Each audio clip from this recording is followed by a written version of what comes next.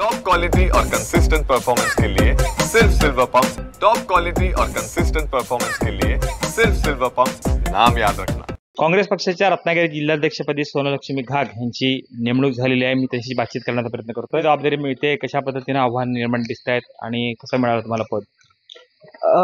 तसं रत्नागिरी जिल्हा अध्यक्षपद हे नॉर्थचं मला मिळालेलं आहे। आता स्थानिक स्वराज्य संघटनेच्या निवडणुका आहेत, तर त्यामुळे त्या दृष्टीने आता आमची तयारी आणि त्या दृष्टीने सगळ्या वाटचाली आता चालतील। कशा पद्धतीने ह्या एवढं मोठं आव्हान दिसतंय समोर? आव्हान म्हणजे काय आहे की पब्लिक ही तिकडेच आहे। काँग्रेस पक्ष जो आहे तो आता प्रखरतेने पब्लिक पर्यंत पोचवायचा आणि पब्लिकमध्ये उतरायचा, हे खूप मोठं आव्हान आहे। कारण का पब्लिक आज भरपूर म्हणजे शुभेच्छा मिळाल्या काल रात्रीपासून। म्हणजे अगदी म्हणजे मला अनोळखी लोकांचे देखील फोन आले शुभेच्छाच्या दृष्टीने, आणि पब्लिक हे काँग्रेस पक्षाच्या मागे खूप प्रखरतेने उभी आहे।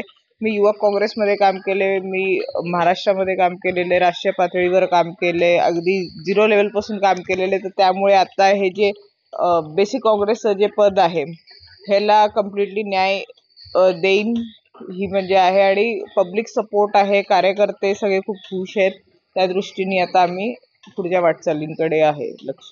पक्षामध्ये वातावरणात गळती दिसते, केवढं मोठं आव्हान निर्माण राहतंय की तुम्हाला जबाबदारीनं पक्ष पुढे न्यायचा आहे, वाढवायचा आहे?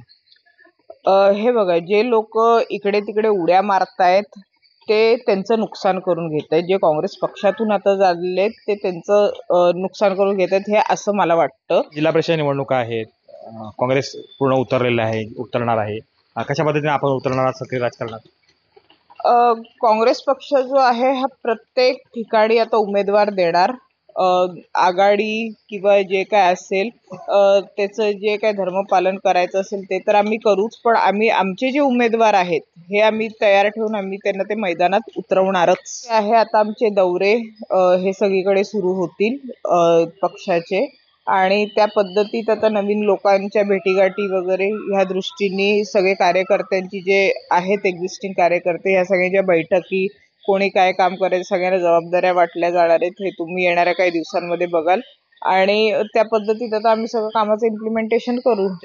काय कामं करायची बाकी राहिली आहेत? कशा पद्धतीनं कामं करायची आहेत आपल्याला? काय डोक्यात आहे?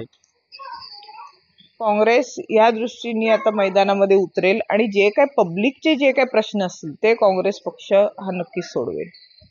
कृष्णकांत साळगावकर, TVN मराठी, चिपळूण, रत्नागिरी।